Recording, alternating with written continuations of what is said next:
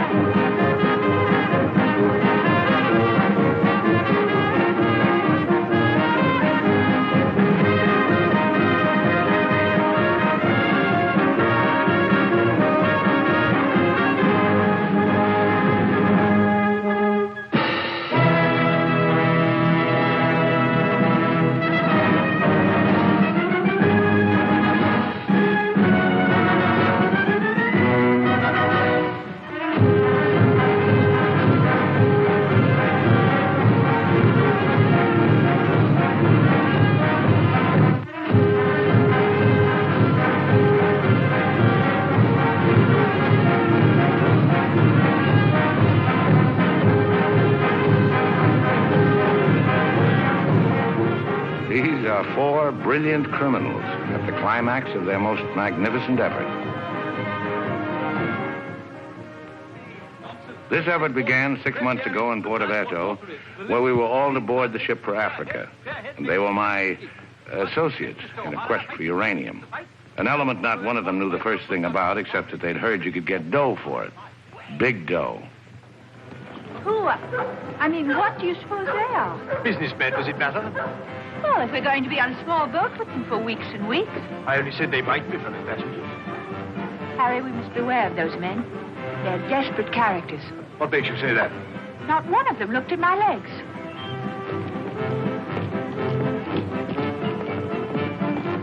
Good morning, Mrs. Janrother. Good morning, Billy Boy. Care to join us in a stroll?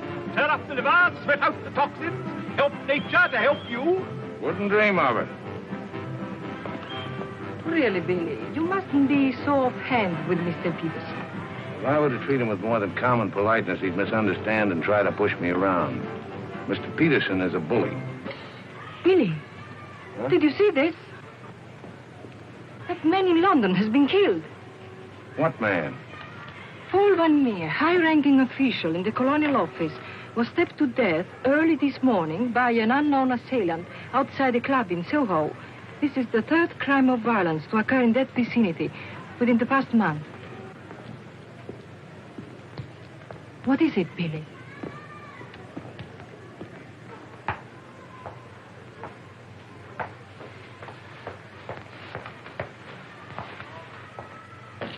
In heaven's name, Billy, say something.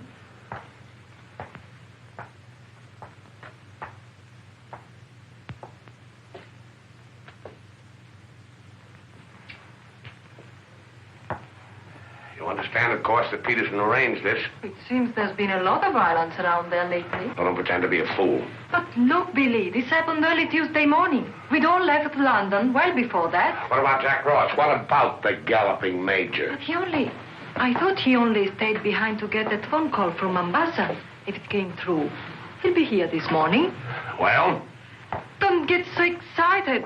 Don't jump to unpleasant conclusions. Jump? They might as well have drawn a map. Why was Peterson worried about Van Meer? What made him think he was dangerous? He was afraid Van Meer wouldn't stay bought.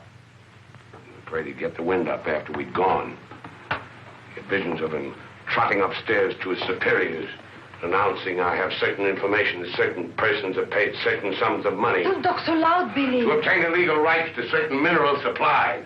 That Indian, that Raja or whatever he was, that you worked for in the old days, he killed a lot of people, didn't he? Ah, but he had a better style. Besides, he was out for a kingdom, half the size of France. What's the difference between that and millions of dollars? We must think of the future, Billy. This is our big chance.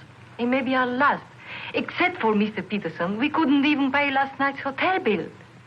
Where are you going? Now to a cafe, drink a lot of Pernod, and listen to the band. You won't make a fuss, will you? It doesn't do to make a fuss. You have to think of the main objective. Naturally, it doesn't do to be fussy.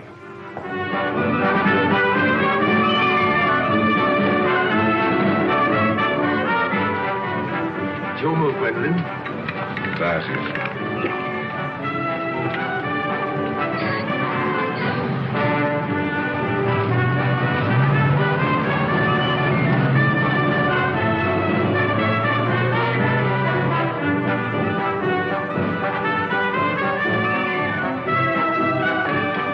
Luggage is in there. Bring it up.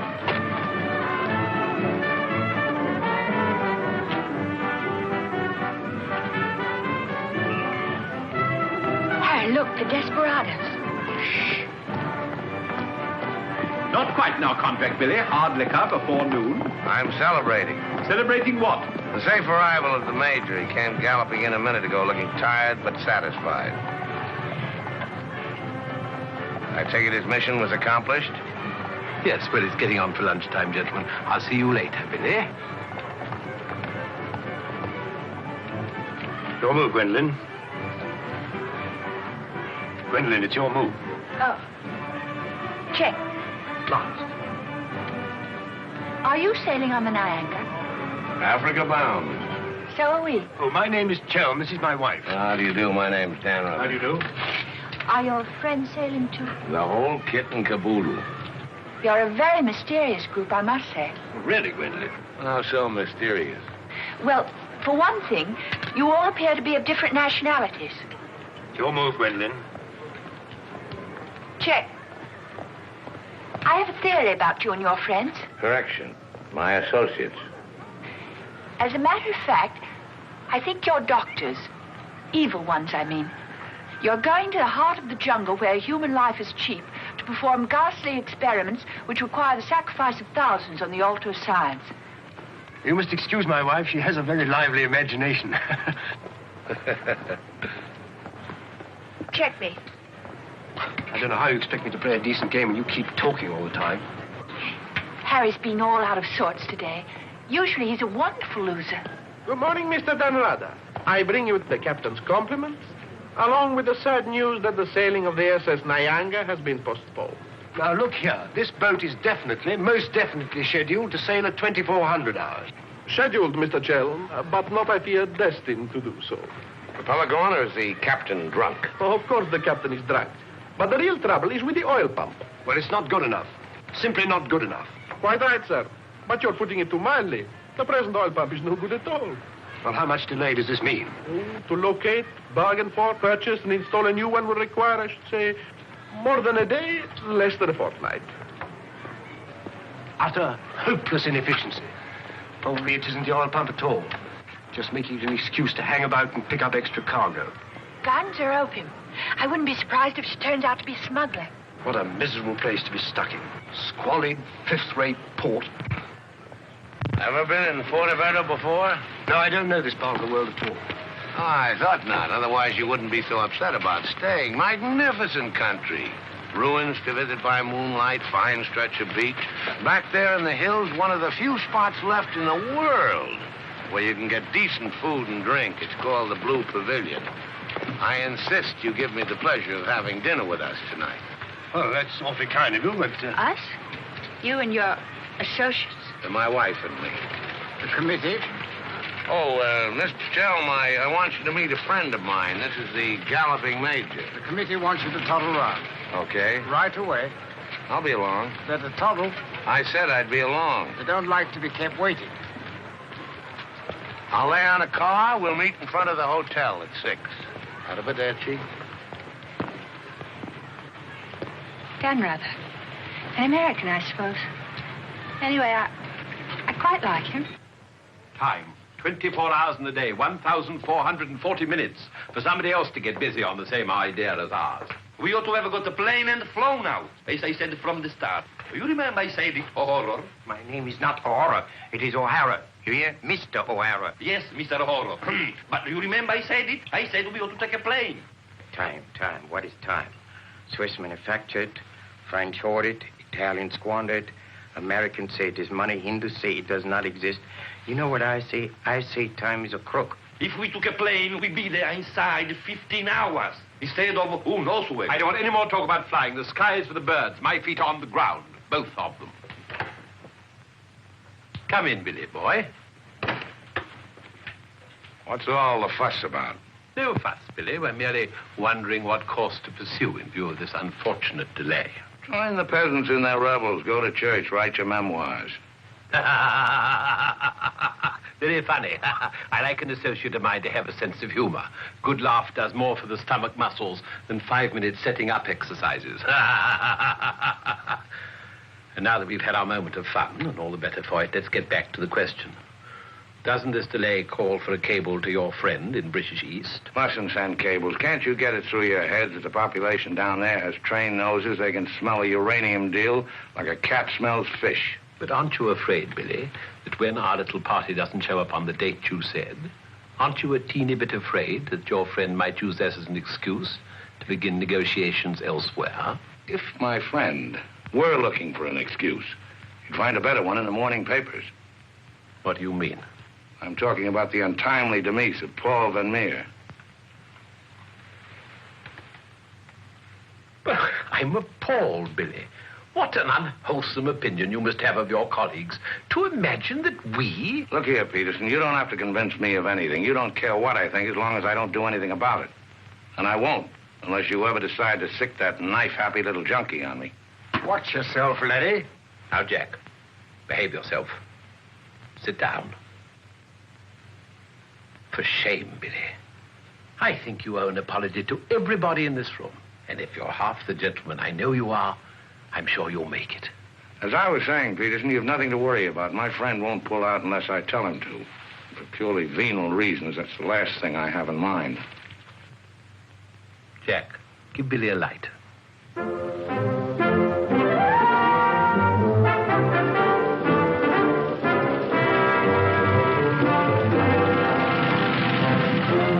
What a wonderful car.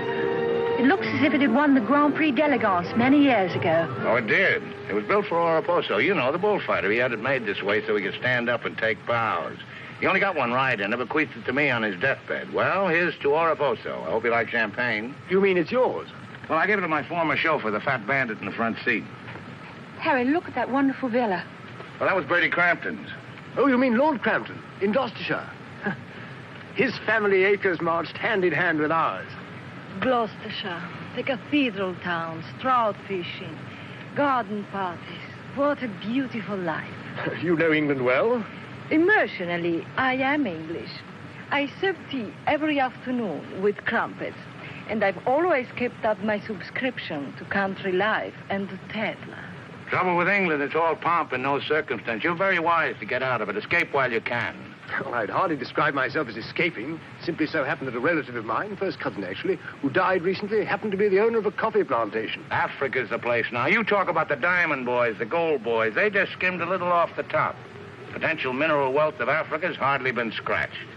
Now, there is a villa. Big. Well, that's the Villa Capriccio, famed in song and story, a 3-star attraction in Baedeker. Well, whose is it? Well, the bank's on it now. It used to be mine. Yours? Yes, I brought old Charles over from Fouquet's. You know, the old Fouquet's, to run it for me. Then when I decided to pull up stakes, I bought him this restaurant we're going to. Least I could do to show my appreciation. Well, here we are. Charles! Charles! Wait here a minute while I rout old Charles out. He doesn't even know we're in this neck of the woods. Charles! Charles! He must think we're extraordinarily naive. Knew all those people. Owned that vast villa. Bought this place because he liked the fellow's cooking. What utter balderdash. Oh, perhaps he did. I beg leave to doubt it. Did you notice his wife? She seemed to be rather a sensitive little woman. Really embarrassed by all that rot. I am sorry, signore. As you see, we are closed. We do not open for another 2 months. Charles, what the devil's going on here? This place is falling to rack and ruin. The place is closed. We shall have to dine in the hotel after all. Monsieur Dan. Monsieur Dan. Madame, why did you not let me know you were coming? You did not say you were with Monsieur Dan. Nothing is close to Monsieur Dan. Good to see you again, Charles. It's been too long, Monsieur Dan, not since the night you left the villa. Remember your farewell party. I've tried ever since to forget it. Remember how in the morning we escorted you to the train with violins playing and everybody cried like when a king you love very much leaves his country. Aren't you dressed yet? Do I appear to be dressed? Do dress, do hurry. It's the most wonderful day. And Billy wants us to drive out and see his villa. His former villa. Obviously, I can't go. I've got a chill on my liver. What a miserable place to be ill. And you forgot to pack my hot water bottle. You packed it. Gwendolyn, I distinctly remember. Hello. Oh, hello. No, I'm afraid we can't. Harry has this wretched chill. Give me the telephone. Chelm here. Yes. Quite. Absolutely. A hot water bottle. That's very, very good of you, old boy. Look here, Dan Rother, would you mind very much if my wife went alone? She enjoys this sightseeing sort of stuff, you know. Splendid. Splendid. I'll send her along. You know, Gwendolyn, nowadays, one simply cannot afford to dismiss people just because they're not one's sort. One has to try and bridge the gulf. After all, it's a new world we're going into. One's got to take it as one finds it. Face it. Use it. Master it.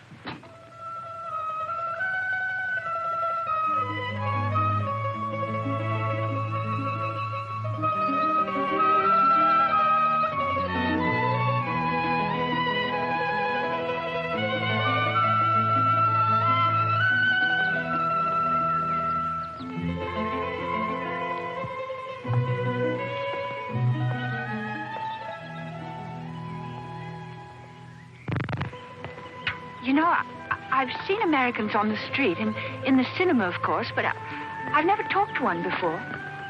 Are you a typical American? I think it's important that I should know. Why important? There are two good reasons for falling in love.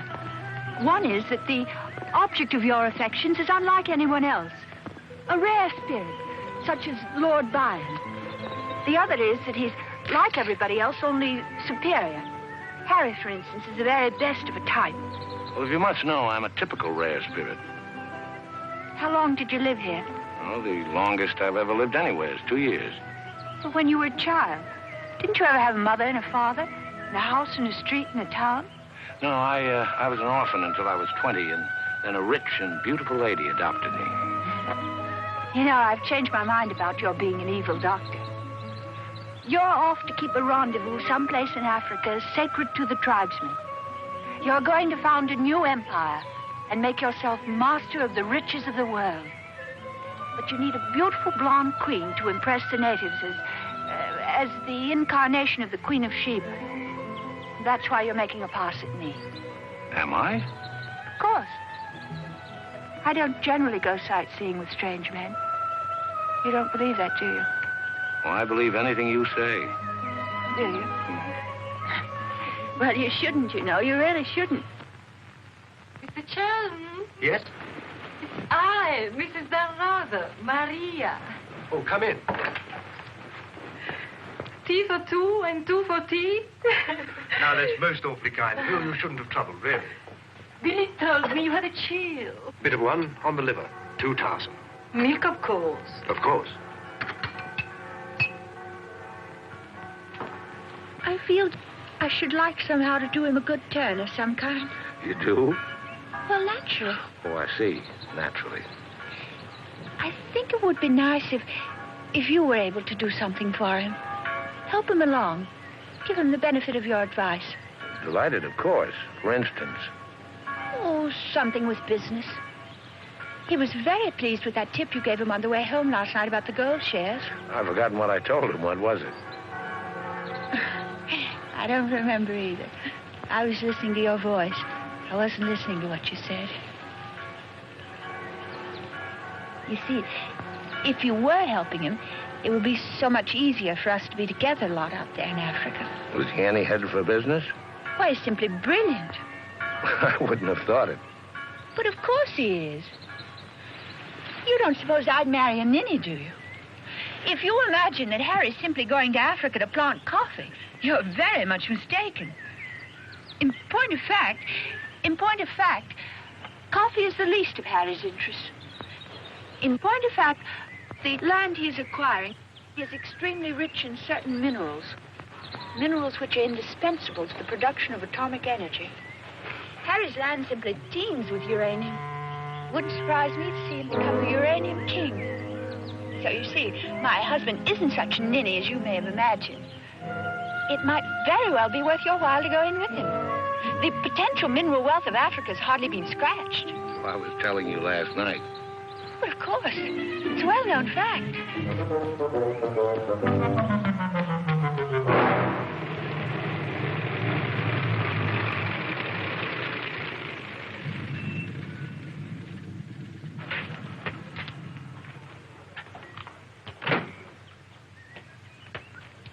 Billy boy.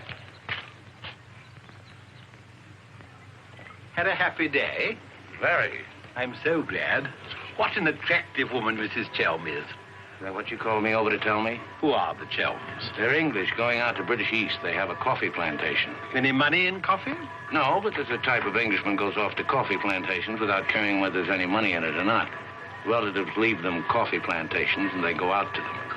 But why this sudden interest in the Chelm? I just like to know who's making friends with my friends. Well, now you know.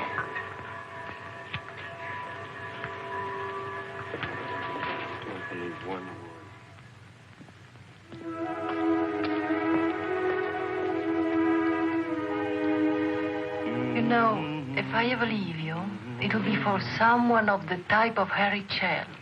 Well, bully for you. I suppose that type of Englishman is like a story I once heard. An English gardener in England was showing some Americans one of those wonderful English lawns. And of course, they wanted to know how to make a lawn like that. And this English gardener said... He said all you have to do is get some good grass and roll it every day for 600 years. I heard that story before you were born. Englishmen tell it when they're feeling down in the mouth. Just don't understand the Chelm type. You're not even listening. You never do. Someday I'll say goodbye and you won't hear that either.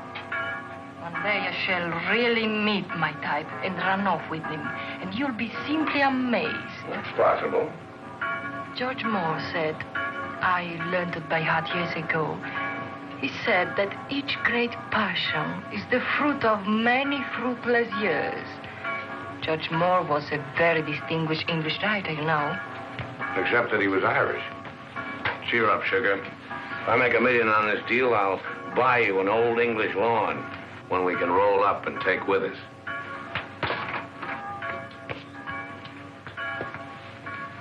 Billy, good morning. What's our wide-eyed Irish leprechaun doing outside my door? Why do you always make jokes about my name, huh?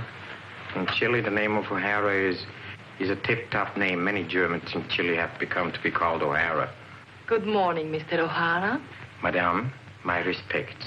Perhaps Mr. O'Hara would like something to drink?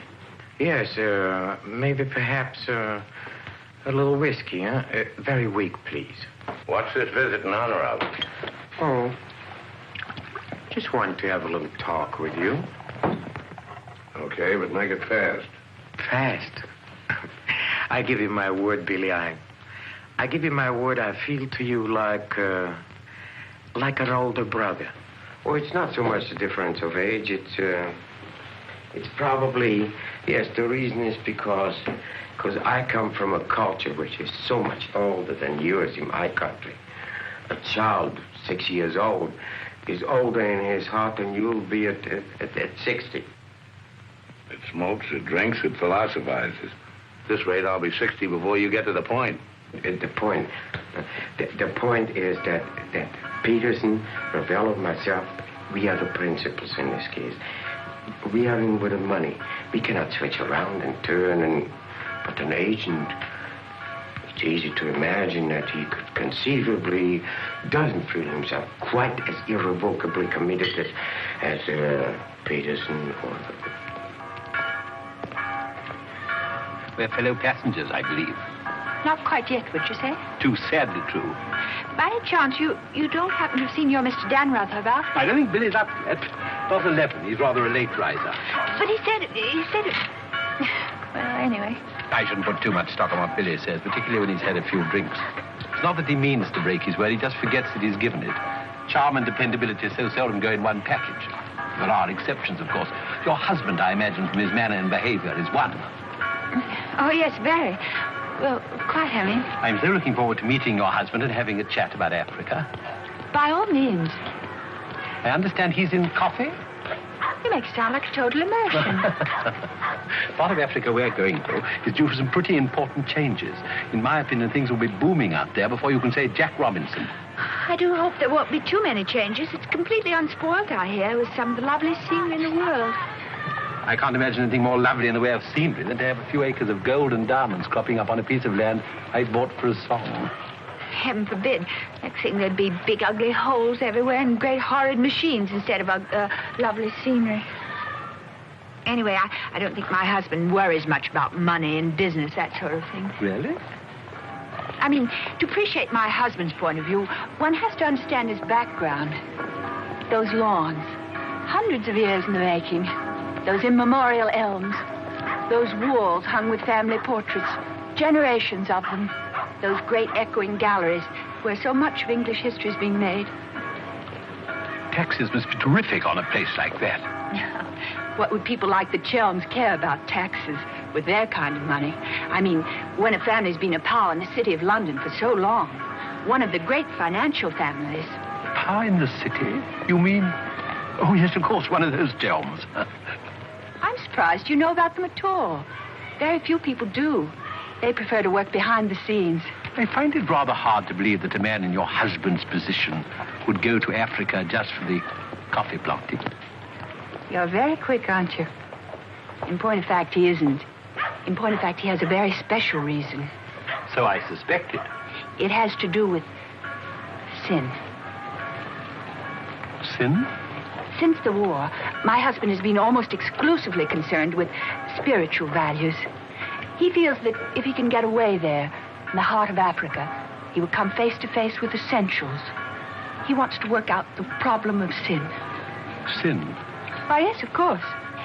Isn't that what we're all most concerned with? Sin? Gwendolyn, what are you doing here? I thought we were supposed to meet on the beach. Harry, I want you to meet Mr... My name is Peterson. Been having the most delightful talk to your wife. She tells me you're interested in spiritual values. I myself am vastly Harry, concerned. we'd really better be going. You'll excuse us, Mr. Peterson? What have you been telling that man? Nothing, Harry. He got onto the subject of religion, and I just happened to mention that we usually go to church on Sunday. Billy, I think it is high time you take stock of yourself. Can you truthfully say about yourself, I, Billy Danreuter, have acted fairly and squarely to my associates, huh? But of course he can, Mr. O'Hara. Everybody knows Billy's the soul of honor. Shut up, sugar. Perhaps he's the soul of honor, and perhaps appearances are deceiving. You mind telling me what it is I'm supposed to have done? Nothing. It's your conduct. Your conduct doesn't... Your conduct does not inspire confidence, and confidence really is the most important necessity in an undertaking of our kind. One may be completely innocent, but if one's actions invite suspicion, one might as well be guilty. To be trustworthy is not more important than to seem to be trustworthy. Billy, have you done something you shouldn't have? Tell me, Billy. Tell me the truth. My conduct. Who do they think I am, their hired man? But you are, you know. You are the hired man. How good and kind of you to remind me. How good, how true, how kind.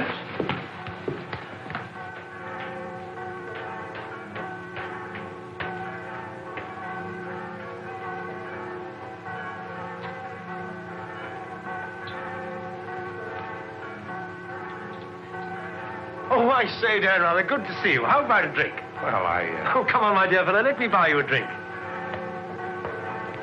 Oh, Gwendolyn, don't forget to send one to Aunt Beatrice. Can't understand it. Gwendolyn distinctly said she'd join me on the beach. Then I come back and find her sitting there in that cafe. Extraordinary creatures, women. Well, let's drink to them. Pano. Scotch. Come on, you tiny little wreck, have a drink. We're drinking to women. Take the drink, but won't join you in the toast. Glass of Irish. Women.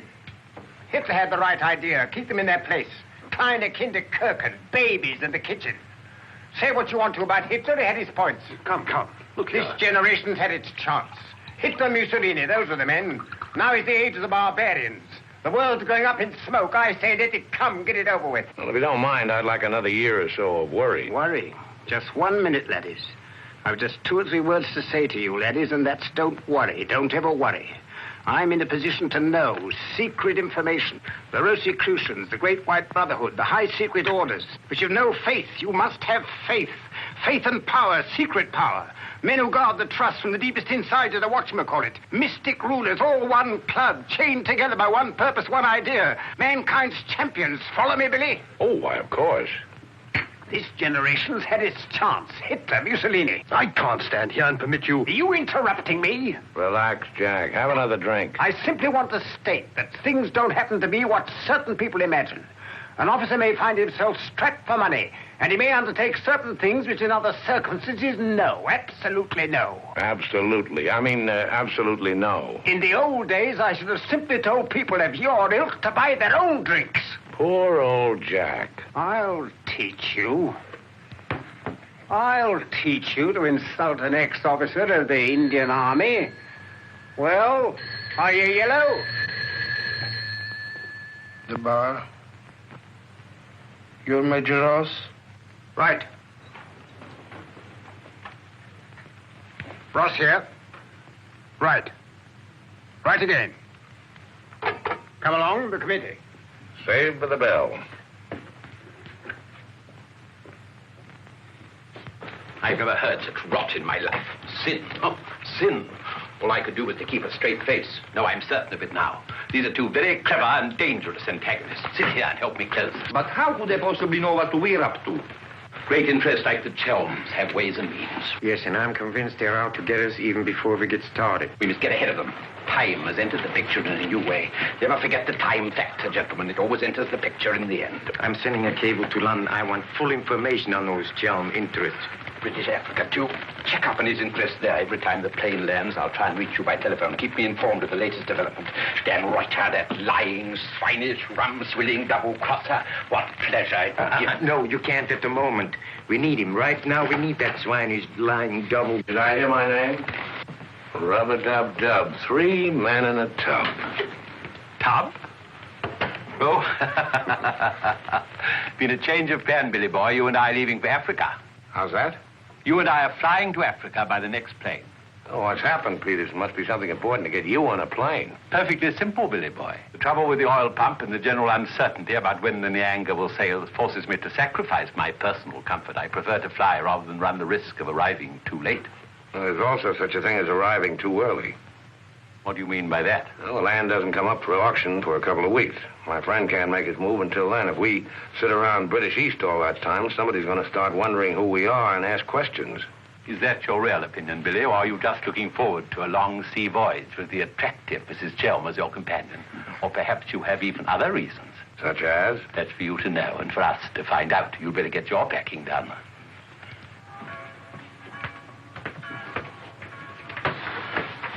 Billy? Where are you going?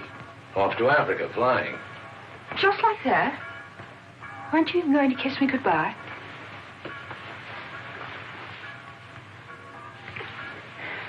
I wish. Don't say it. What? That you wish we'd never met. You'll be coming on the boat, and in Africa we'll get together and... I think I hate you. Letting those revolting men order you about. Don't deny it, I've watched them. They treat you like a servant. They say, hop it, and off you hop. I know what it is. They have a hold on you. Some black secret that could ruin you. What makes you think that? No, it happens all the time. My old Spanish nurse told me that half the people in the world would be ruined at once if everyone told what they knew. But couldn't you let them done away with? I mean, you must know plenty of people who could bump them off. It probably cost a good deal, but it'd be worth it, certainly. Well, it's not impossible, except that afterwards I wouldn't have any money. This way I stand to make a lot. Millions? Maybe. Then perhaps your connection with those men isn't quite so undignified as I thought. Those millions, would they be pounds or dollars? Well, either way suits me. No, that's very careless of you. The state of the pound is so uncertain. You must think in terms of hard currency. Maybe I should hire you to handle my affairs. You could do worse. I'm awfully intelligent, really. Come along, Billy boy. The car's waiting.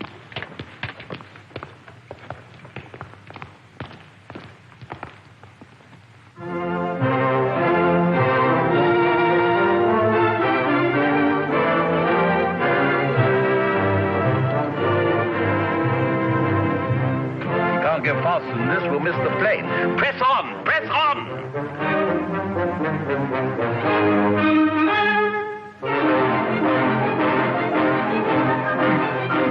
High posting.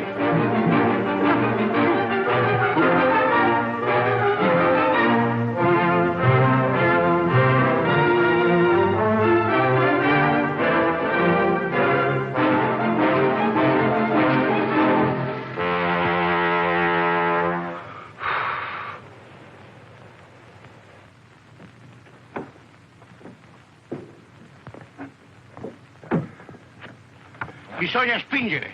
Push, push.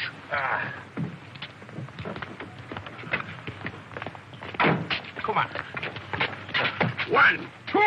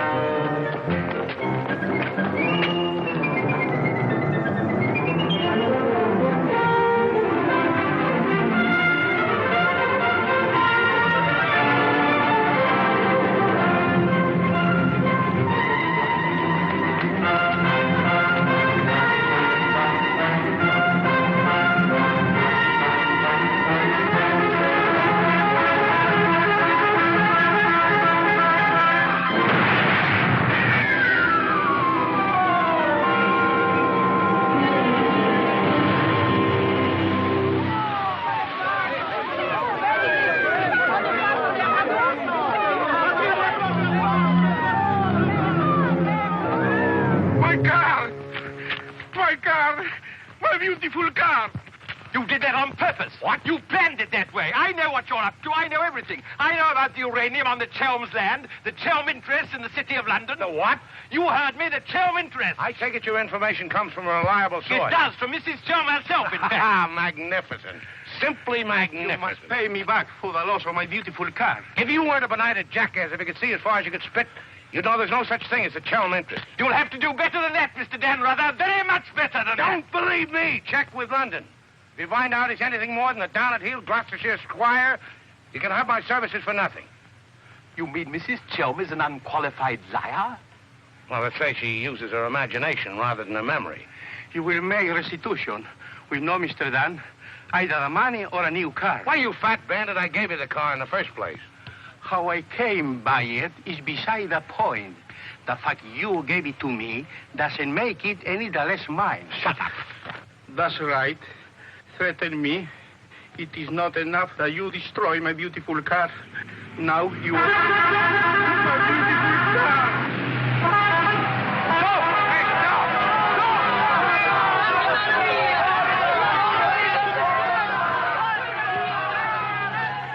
More than anything, I want Billy to make a grand success out there. Oh, as you care so much about money, I should have thought you would have left Billy for some rich man. I shouldn't think Billy would mind, really. I mean, neither of you are in love or anything. You are a strange girl. Of course I love Billy. Actually, I adore him. And Billy loves me very, very, very much. That's why I trust him with his little unimportant amours. And what does he say about yours? But, darling, all husbands like their wives to seem attractive to other men. Be sure you explain that to Harry. I'm going back to the hotel.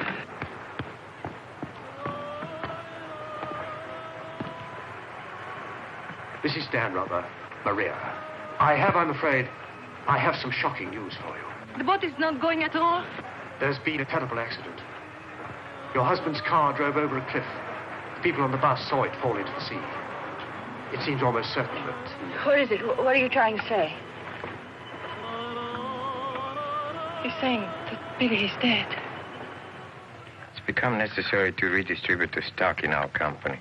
Stock. What good is the stock now? We can't deal with the Rada's friends. Not without Arada. All the effort, the money, everything went over the cliff with that car. Ravello, you forget the English are very sentimental people. I tell you, there is nothing that Billy's friend will not do for his widow. And in black, she's a very touching figure. Poor Maria, you really have had a wretched time of it. You are very understanding. If only there was something I could do. Just now, if you could bring me an aspirin. I have a headache. Don't move. Just you wait there. I'll be back in a moment. Mussolini, Hitler, and now Peterson. A great man, a great loss. I'm going upstairs and reading my Bible. Why all the gloom? Maria has a headache. What's the matter with you? Go away. My dear girl, I'm as sorry about Dan rather as you are. But after all, it isn't as if he was one of our oldest friends.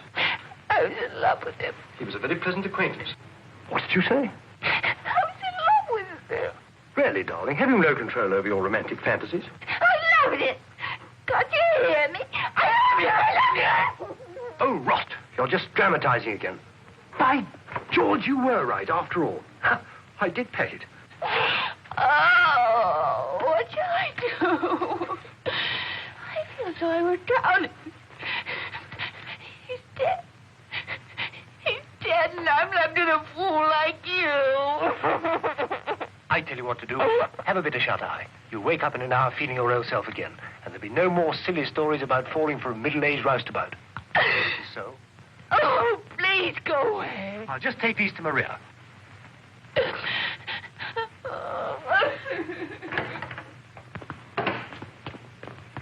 Mr. Shelm, this is very important, for you as well as for myself. Yes, well, get on with it. There is now an opportunity for you to secure enormous profits with virtually no risk. I want to beat about the bush. Our purpose in going to... For you as Billy's widow, it will be very easy to persuade his friend in British East, and for capital, we have charm. Quite evidently, you've been misinformed as to my interests.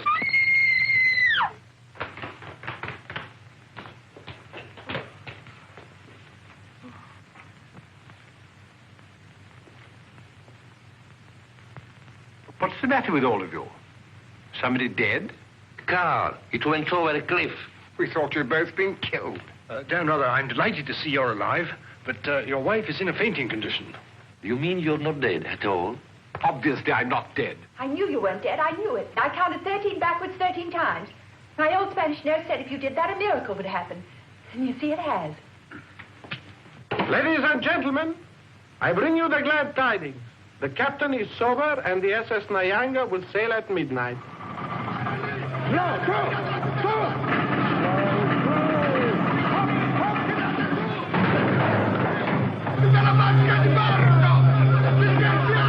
I can't see it anywhere. What can have happened to it? My dispatch box, where is it? A black tin box this size. What have you done with it? Guardi che la sua valigia gliel'ho messa in cabina. I told you to take the most particular care of it. I shall not go on board till my dispatch box has been found. Having trouble, Chell? I think that I can't cope with myself, thank you. È la seconda volta che glielo dico. La valigia gliel'ho messa in cabina, è inutile che insiste con me. Says he put it in your cabin, whatever it is. Idiot! Why didn't he say so in the first place? Say, look. What's happened to Harry? He's been giving me the fisheye all evening. Oh? What is it? Perhaps it's because when I thought you were dead, I told him I was in love with you. You what? I couldn't help it. It made you seem less dead. And? Oh, he didn't believe me. He thought my nerves were upset. Sort of delirium. He thought it quite a joke. The idea of my inventing a love affair with a middle-aged roustabout like you. That's what he called you. Well, now that I'm back in the flesh, you'll begin wondering about that delirium of yours. I suppose seeing you alive is different from thinking of you dead. You're just great cooped up on that tub with a suspicious husband. Billy.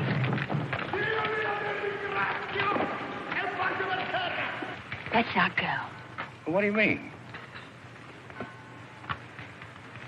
I'm asking you to run away with me. Now. What about the millions in hard currency? What's happened to you? I thought you were my shrewd little manager. I've changed my point of view. I thought we'd get to Africa and you'd make your fortune and everything be wonderful, but now I think it's all too risky. Too many things can happen. I want us to cut and run for it right now. You really mean that? With all my heart. Oh, no, that's impossible. Why? Well, for one thing, Mrs. Danrather might not go for the idea. She's not quite as sophisticated as you are. Please, Billy, listen to me. I've thought it all out. We'll take the bus and catch an express for somewhere. The shot's not on the table. You're not in love the way I am. If I loved you 1,000 times more than you say you love me, it still wouldn't make any difference. I've got to have money. Doctor's orders are that I must have a lot of money. Otherwise, I become dull, listless, and have trouble with my complexion. But you're not like that now, and you haven't any money. It's my expectations that hold me together. You really mean that, don't you, darling? Sure, I mean it. And your main reason for wanting lots of money is so that you'll be ever so attractive and I'll love you more and more. That's right, baby. I'll help you, Billy. I can, too. I'm something of a witch. My old Spanish nurse said I could have been a professional. Don't look now, but they're raising the gangway.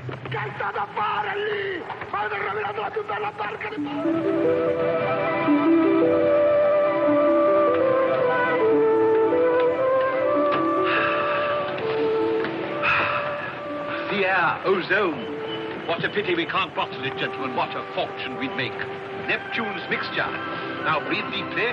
Remember, every breath is a guinea in the bank of health.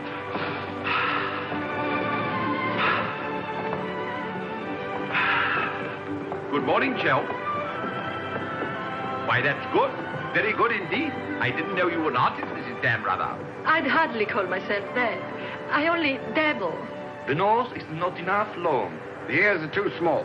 Only has one eye. Now, come along, gentlemen. We must not dawdle. Blow the man down, bully, blow the man down. Blow, blow, blow the man down. Blow the man down, baby, blow the man down. Good morning, Mrs. Chelm. Let's hope she breaks her neck. Blow the man down, bully, blow the man down. Blow the man down, bully, blow the man down. Blow, blow, blow the man down. Blow the man down, bully, blow the man down. Give me some time to blow the man down. Mr. Peterson? Mr. Peterson? Radiogram.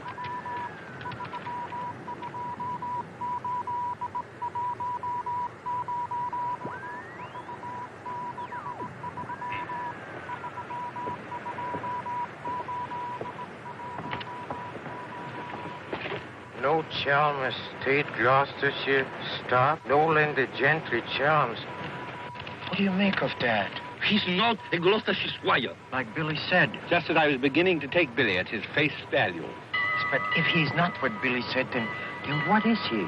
We are at sea again, gentlemen, in more ways than one. Mystery, more mystery. Billy is a liar. Heaven only knows what Chelm is. CID, maybe. You borrowed my thought. What to do? What to do? The time has come for direct action. You remember last night when we came on board? The fuss he was making about his dispatch box?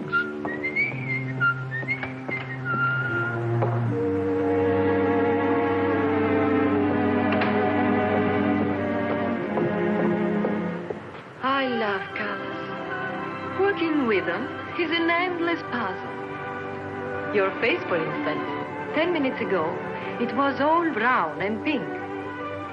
Now the light is changed and is chalky white.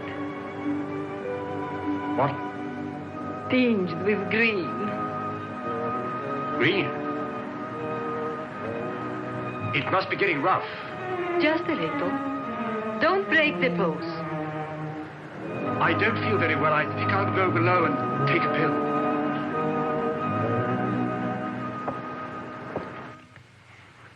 It's incredible. Harry Chelm is just Harry Chelm. nothing, nobody, a ruddy refugee from Earl's Court. With a hot bottle. Look. And a letter of introduction to the secretary of the governor. The secretary, mind you. Disgusting. Purser! My box. Feet up and down, isn't it, sir? It's gone.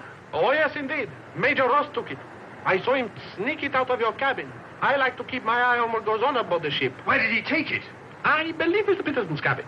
In fact, I'm sure.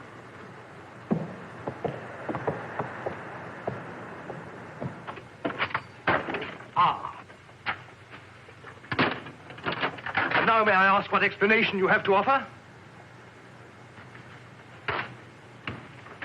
He forgot his hot water bottle.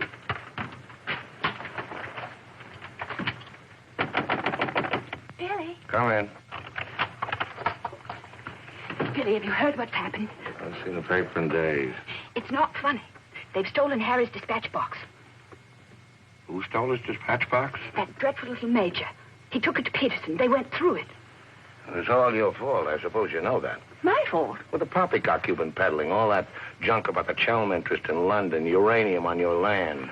Well, in a way, you're the one to blame. I'm the... I mean, you acted so superior. I was falling in love with you, and I couldn't bear it for you to think I was just a nobody. Married to the son of a boarding house in Earl's Court. The son of a what? A boarding house. That's what Harry's parents do. They run a boarding house for decayed gentlefolk. But the way he talks, the way he acts, I thought that... It's just that he sees himself in a place in the West Country with trout streams and horses, leading the life of a country squire. It's not his fault if people take it for granted that he has a place like that. He's never once said that he had. Well, country gent, son of a boarding house or whatever he is. I suppose I'd better get his box back. Oh, he got it back himself. Well, then there's no harm done. Except that Harry's gone to the captain. He's going to have them put in irons. He is what? He says that's what they did in the Royal Marines. Look here, Skipper, there's a perfectly simple explanation for all this. I happen to own a dispatch box which is very similar to Mr. Chelm's. When I didn't find it in my cabin, I asked Major Ross to see if it had been stowed away somewhere else by mistake. The Major found what he thought was my box in the saloon with some other luggage. The box has been in my cabin ever since we sailed, under the berth. As soon as I saw the box, of course, I realized at once that it wasn't mine. I simply opened it to find out to whom it belonged so that I could return it to its rightful owner. I can't conceive why this gentleman should imagine I should be interested in a box containing patent medicines. I'm not a hypochondriac. Purser, tell the captain exactly what you told me about the box. Why, sir, you asked me whether I'd seen it, and I said it might be the one I'd seen being carried along the passage by Major Ross. You distinctly told me that you'd seen it being taken from my cabin. Oh, you must have misunderstood. You were rather ill at the time, if you remember, sir. That's all, Purser. He's been bribed. He's in league with these criminals. Just a case of a misunderstanding. That's how I look at it. Now, what about a little cognac? To wash away any ill feeling. I don't care for a drink. And let me assure you that this matter is far from settled. While rifling through my personal effects, I feel certain that you must have noticed I had a letter of introduction to the secretary of the governor. I suspect he'll be much more interested in what I have to say than this gin-soaked so-called ship's captain. You mind your tongue! Any more else? You're the one I put in irons. As far as I'm concerned, this is a close incident. You got your box back. Why don't you forget the whole thing? What possible interest do you expect the colonial office to take in? On the contrary, I expect them to show considerable interest in a gang of crooks who are trying to swindle the country out of vast uranium deposits.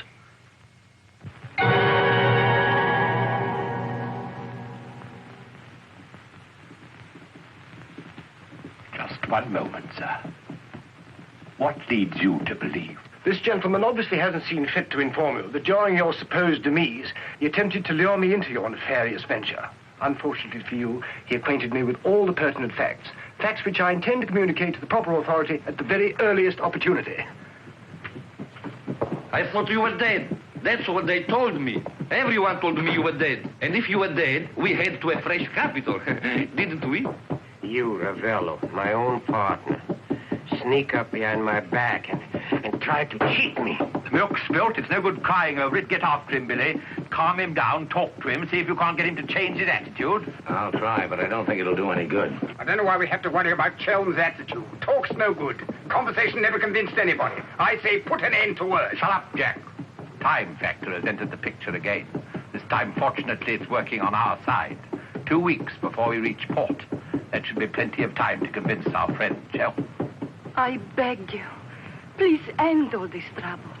If things go on, either you will be done away with before we ever get to Africa, or you will leave and denounce Peterson to the authorities, and that will be the ruin of all my plans and hopes. In the long run, you'll do much better to get clear of these people. They're thoroughly undesirable. The long run. I'm tired of the long run. I am not even thinking about them or about myself. It's only you that concerns me, Harry. No need to worry about me. Ever since I met you, you fill my thinking. You are becoming an obsession. Don't you understand, Harry? I am deeply in love. Maria. My dear.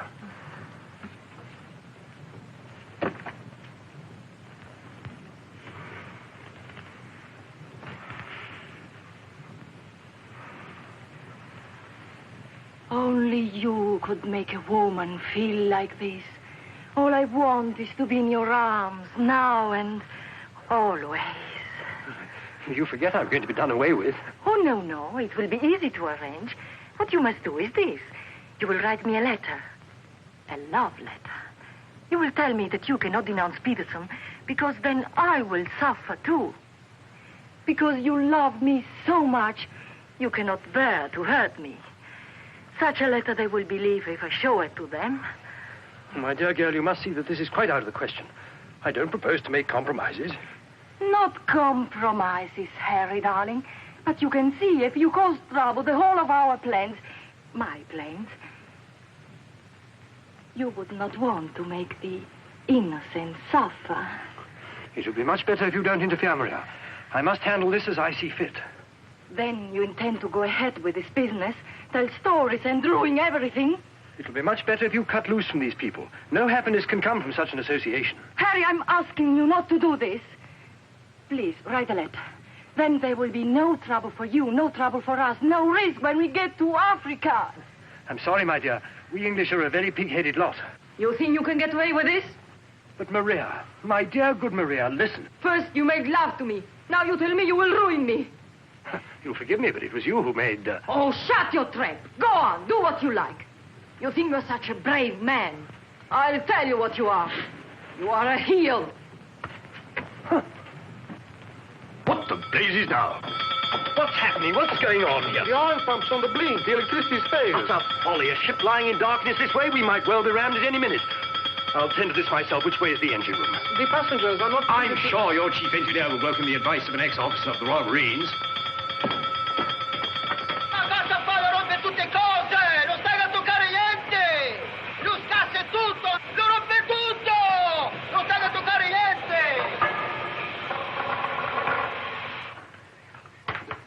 Look here, you fool. Are we simply abandoned to our fate? I insist on something being done. For instance? Well, give out the lifebelts. Organize the boat drill. The clientele are requested to remain calm. To remain calm? Does the captain feel no sense of responsibility for the lives of his passengers? It's my opinion that the captain doesn't feel much of anything at the moment. Do you mean to say he's drunk? The fellow ought to be made to walk the plank. I'm afraid just now he cannot walk at all. But this is outrageous. Oh, sit down, old man. What have you got to worry about? We're only adrift in an open sea with a drunken captain and engine that's liable to explode at any moment. It's a perfectly ordinary situation. Happens every day. But just in case any of you are still at all anxious, let it be known that Mr. Chelm has taken charge in the engine room. Who's taken charge? Harry, and he'll foozle it for sure. Shall I get out the hymn books? Your husband claims to have learned all about engine and such things when he was an officer in the Royal Marines. If he ever was. In point of fact, not only was he an officer, but he once won a medal for jumping into a sea of fire to rescue someone. It's only a bit of wreckage, not a man, but that wasn't Harry's fault. Just a slight error in judgment. Oh, the lights, they come on. You must have fixed it. Impossible. The engines are turning. We are underway. I still say it's impossible.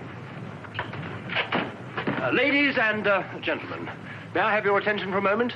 I'm happy to inform you that the oil pump is now in perfect working condition. Putting it right was no great accomplishment for anyone with the slightest mechanical bent.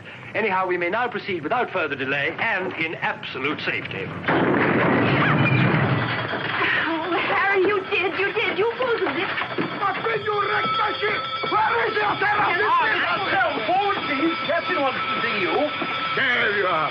You devil! You wrecked my beautiful ship! Nothing of the sort. Some scallywag down there sabotaged my work out of pure malice. You explode my engine! Keep your head down. Let's all behave like little gentlemen. I don't understand, Mother. I can handle the brute. What happens now? Do we get the life bail? Do we abandon the ship? There's no immediate danger. The passengers were pleased to return to the saloon. We're heading for the nearest port, and there seems to be some chance of our making. Let's go. Come along. Now, who was last down? Last. Billy boy, be a good fellow and make a port the bridge. The Major has no head for cards. A few rubbers will soothe all our nerves. Oh, thank you. I'll soothe mine with a double scotch. In fact, I think I'll make it a triple. No ice, no water. Right, sir. How about you, dear Mrs. Dadbrother? Little bridge? Oh, so sorry. I have the most fearful headache. I think I'll go to my cabin. Oh, what a shame. Well, boys, we'll have to make it cutthroat. What about Harry here? Maybe he'll take a hand. That, under the circumstances, is a most unsuitable suggestion. Gwendolen, I must ask you to either move to another table or else leave the saloon. Harry, for heaven's sake. I don't care for my wife to associate with an associate of criminals. Don't be absurd. Billy's not a criminal. He's the best friend we have on this boat. We're not in need of such friends. You need any friends you can get. The only thing standing between you and a watery grave is your wits. That's not my idea of adequate protection. Purser, how much longer before this ship reaches port? If we ever do get to port, it should be within 14 or 15 hours. That's a long time. Sit down, make yourself comfortable, have a drink. Enjoy the Major's piano recital. Come on, Peterson, buy us a drink. I'm afraid I can't accept hospitality from persons who I intend in a few hours' time to denounce in a place of justice. 2 spades. I admire your sang-froid, Mr. Peterson. Or perhaps you don't think I'm serious. We shall see. 3 clubs. Gwendolen, are you going to do as I say? Not when you speak to me in that tone. Not when you try to order me about. In that case... Where are you going? On deck, where the air is less polluted.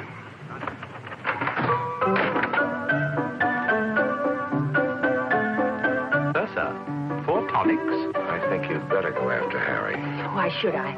If he's going to be so childish and unreasonable. Take my advice, go to him, stay with him.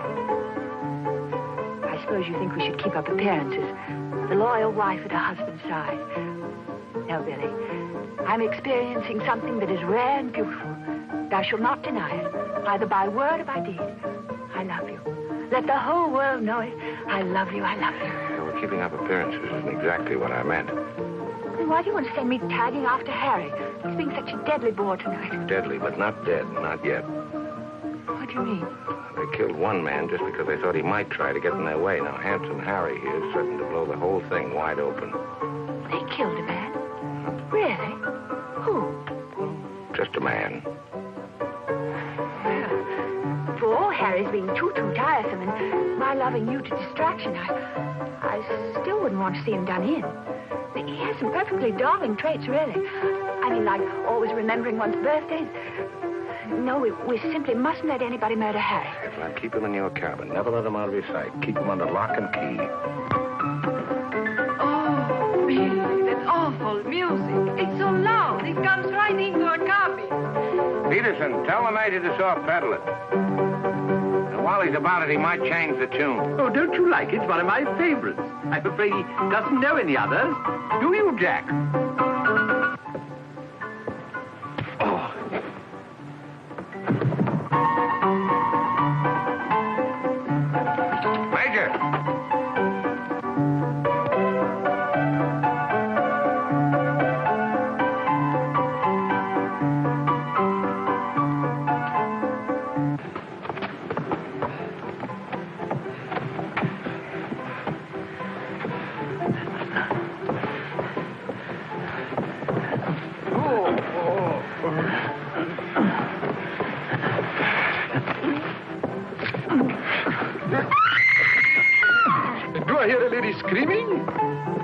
one down.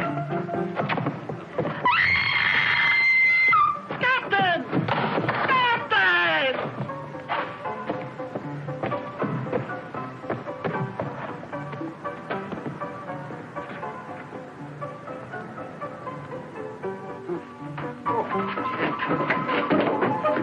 What happened? Oh, Billy, all that screaming. I thought someone had been killed. Someone nearly was. Indeed, they were. Look at the Major. Better get a new act finished and the curtain going down on this one. Every time I turn my back, someone makes trouble. The passengers break the engine, they beat each other with the feet, they throw each other overboard. That man attacked me. How you? You again! If I struck him, it was in self-defense. He came sneaking up behind me and tried to run me through with his sword. Is that true? Well... It's no use, Billy. My trying to protect Harry any further. I may as well tell the whole truth. Captain, it grieves me to confess this. But in point of fact, my husband has an illness of the mind. The medical word for it is paranoia. On occasion, he displays homicidal tendencies.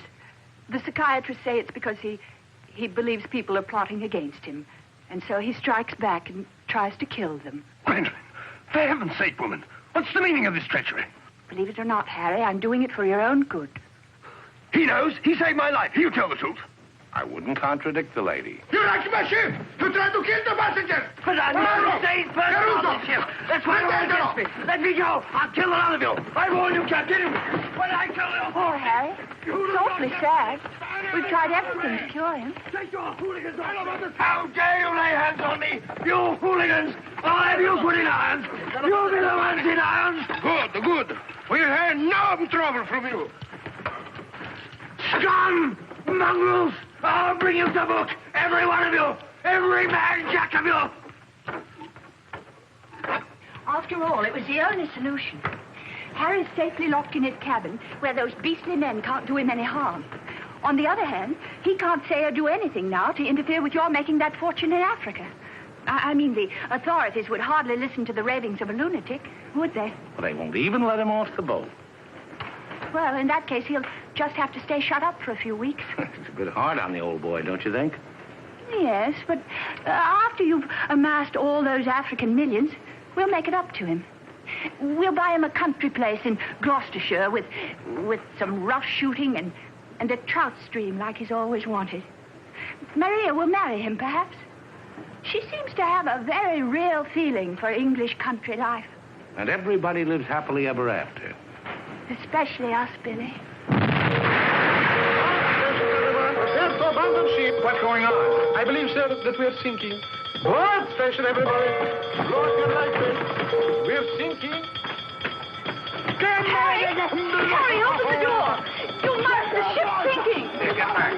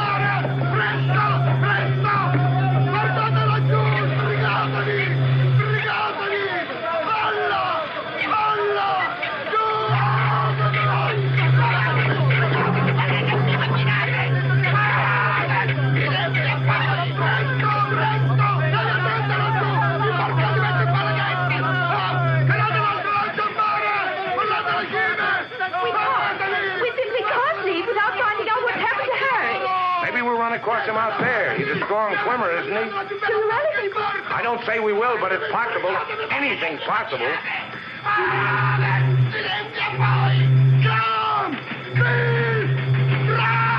Dio mio, ti ringrazio e pace per terra!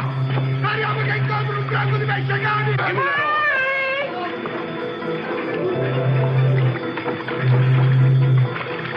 Harry!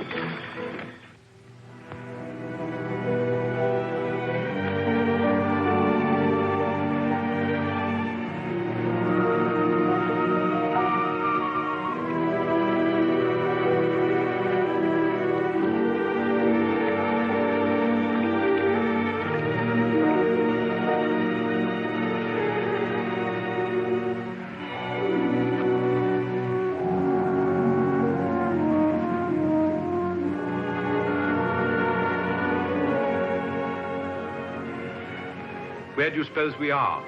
Africa. What part of Africa? Yes, that's important. What part? Not a bad place to land. No customs, no forms to fill out. Tell us at once where we are. It's important I know. You mean to say there are parts of the Dark Continent where you won't be received like the prodigal son? Olio. What's that? Olio.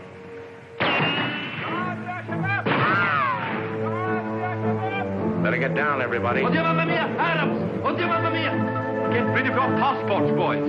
Mrs. Tell, Billy Boy, my identity must remain a secret.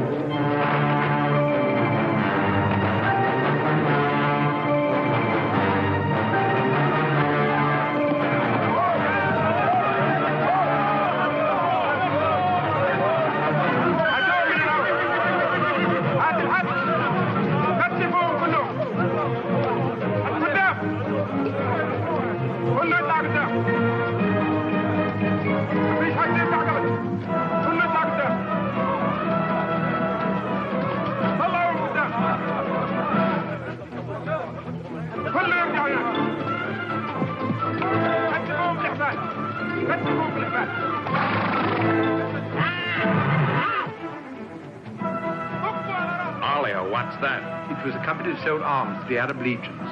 Wait a minute, that rings a bell. Some of the equipment we sold them was defective. Been too long under the water in the Gulf of Leyte. The Arabs claim they lost the war because of rusty guns and dud ammunition. For heaven's sake, be quiet. If you go on like that, I'll see you drawn and quartered.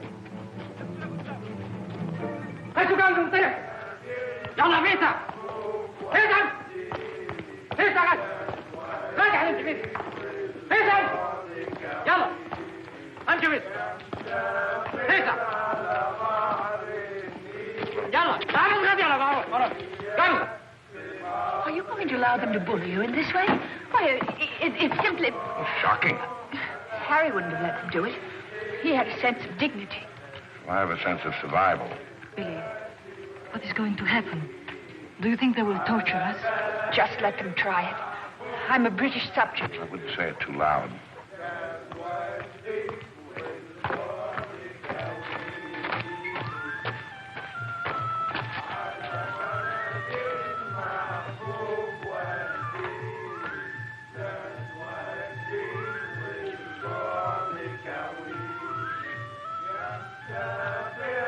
We shipwreck. Big boat, go down. Bottom ocean. We take little boat. Row all day, row all night. Savvy? There's only one way to deal with these swine. Walk up to them and kick them in the belly. Show them who's boss right away. We sight land. Your land. Praise Allah. Come ashore. Suddenly, boom, boom, boom. No good way to treat shipwrecked people. You will please to hand over your passports.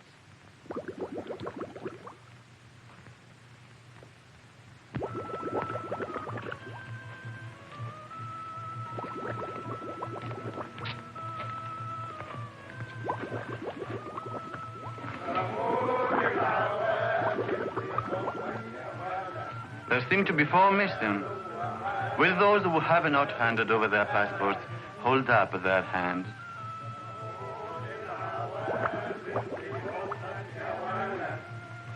All left on board ship, Your Excellency. A terrifying experience. An incompetent crew, a burning ship, put overboard in a small boat at dead of night. What was the name of the vessel? The SS Nyanga. She's a Portuguese ship. I will investigate whether such a ship has been reported lost at sea. Well, does it stand to reason, Your Excellency, we should come to this shore in a small boat if we'd not been shipwrecked? Our country is in a state of unrest. Oh, I am sorry. Agents of certain foreign governments sometimes try to enter it by stealth, hoping to fan the flames of revolution. Therefore, we check carefully on the activities of strangers. But surely, Your Excellency, in our case, one look is sufficient to convince you of our innocence.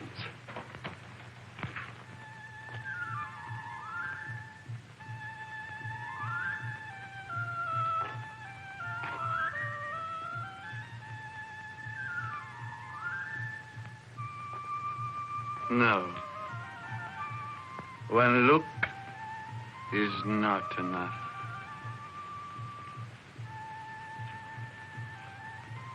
If you think we're the enemies of your country, the logical thing is to boot us out.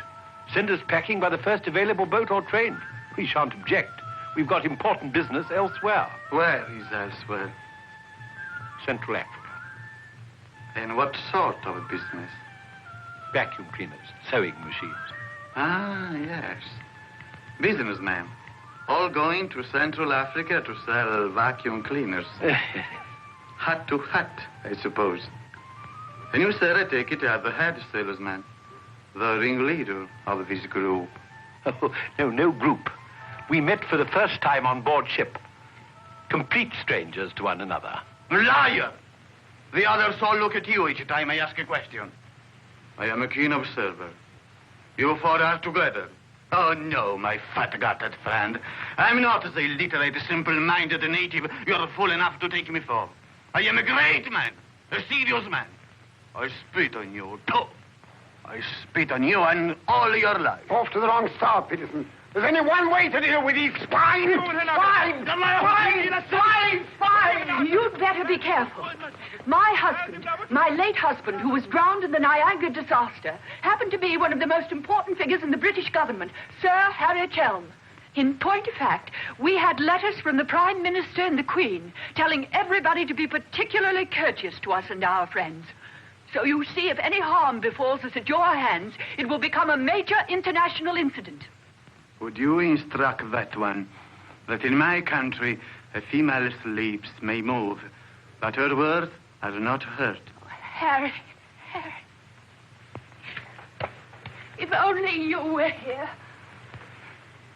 And now, sir, you will stop abusing my intelligence and tell me who you really are and what is your actual purpose in being here. I'm a sick man. I've got a bad heart. I mustn't talk anymore. You refuse to answer. Well, that is interesting. It makes of it a contest in a game at which we excel. We of this country have had 4,000 years' experience in asking questions and getting answers. Who are you? Why are you here? Don't hit me again. My heart. I have an attack.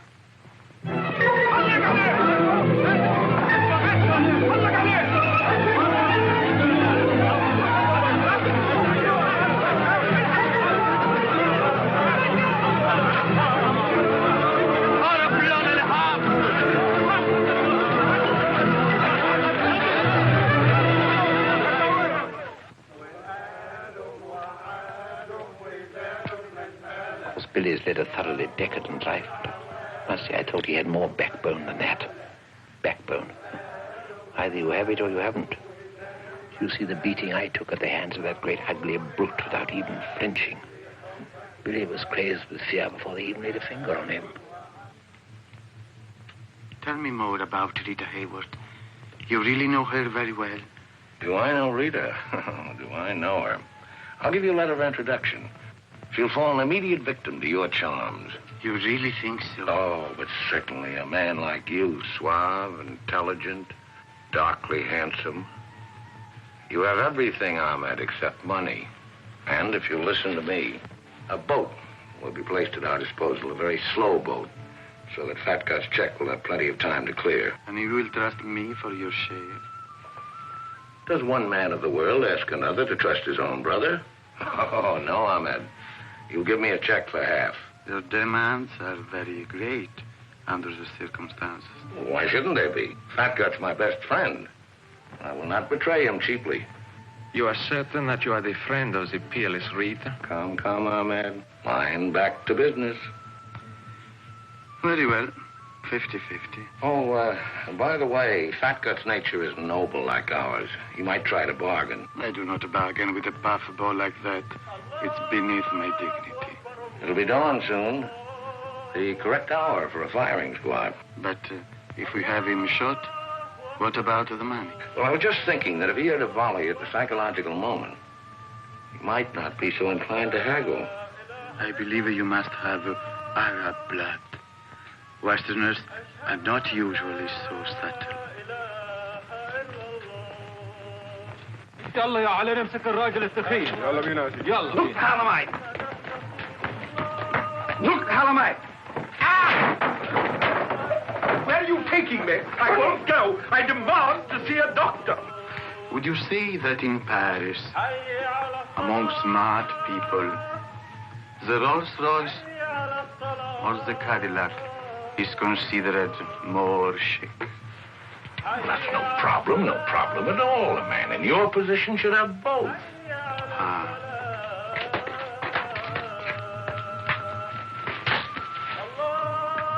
Mr. Donnerada, I believe, would like a word with you. Billy, sit down, Peterson.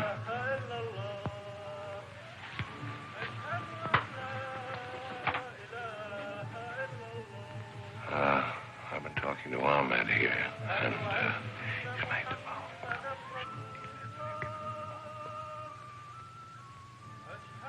It's blackmail. They can't pay.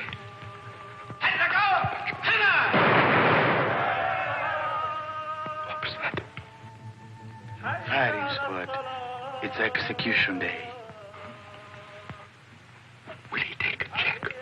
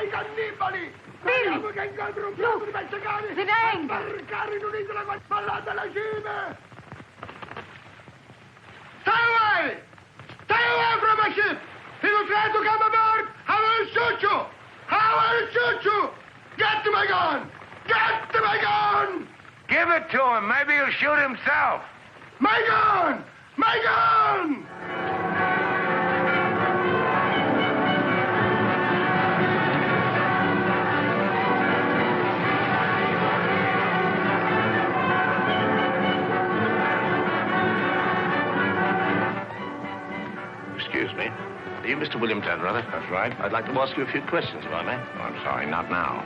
Forgive me, but it's rather important. Yes, it always is. I was a newspaper man myself once. Very well, you may quote me as saying that everybody was heroic except Mrs. Danrather, who ate all our boots. Very amusing, but I'm not a reporter. Oh?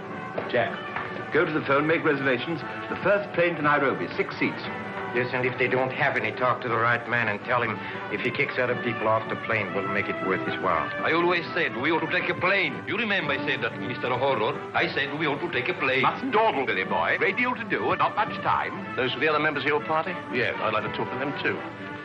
Oh, what's it all about? I believe you were acquainted with a Mr. Van Meer, now deceased. Peterson, you and the boys better come back down. The gentleman here wants to speak to you, Mr. Jack Clayton of Scotland Yard. You take your wine here or upstairs, Mr. Dunn? No, we'll have it here. Care to join us in a drink, Clayton? No, thanks. It's a bit early in the day for me. I read somewhere that a Scotland Yard man never accepts a drink from anyone he intends to arrest. Is that true, Mr. Clayton? Quite so. Mrs. Danrather? No, I'm Mrs. Chelm. This is Mrs. Danrather. Well, how do you do?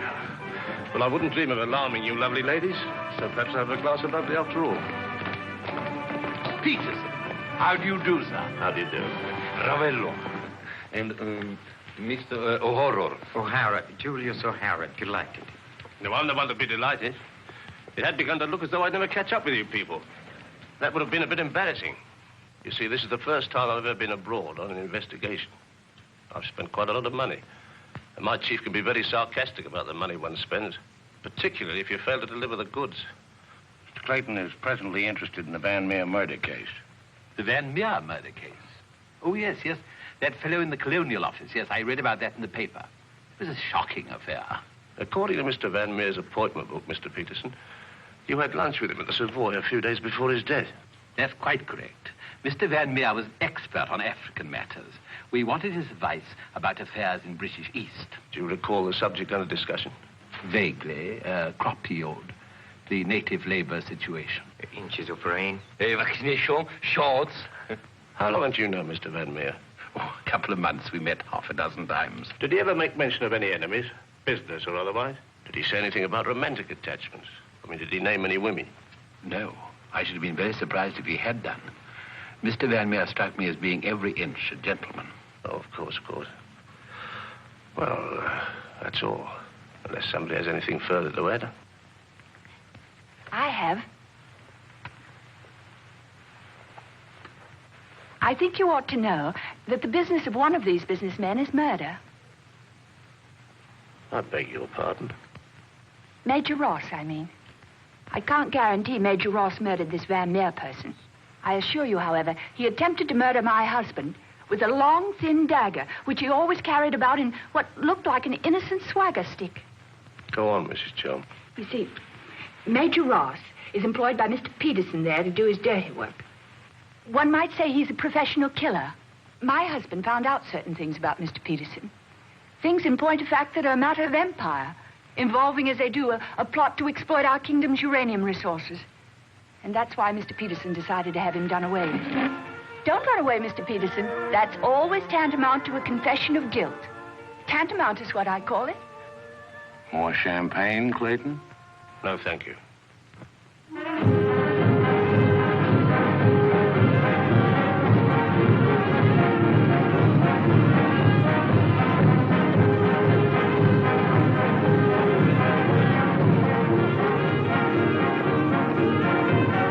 As I said before, very smart fellows indeed. Should you ever think of me in Earl's Court, that's where I'll be, helping Harry's parents with the lodgers. Should you ever think of me, try not to let it be too harshly. You kiss her too, Billy, and tell her she's forgiven. Sure. Goodbye, Billy. Bye.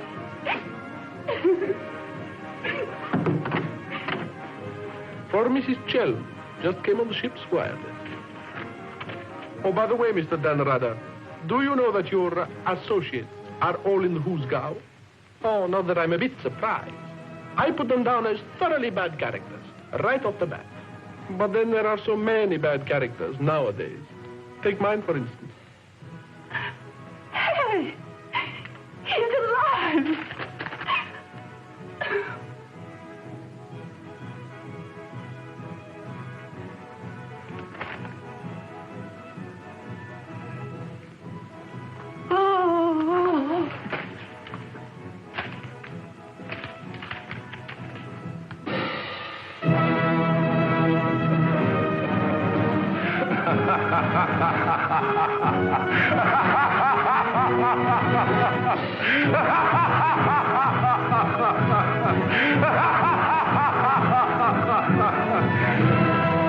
Oh, this is the end.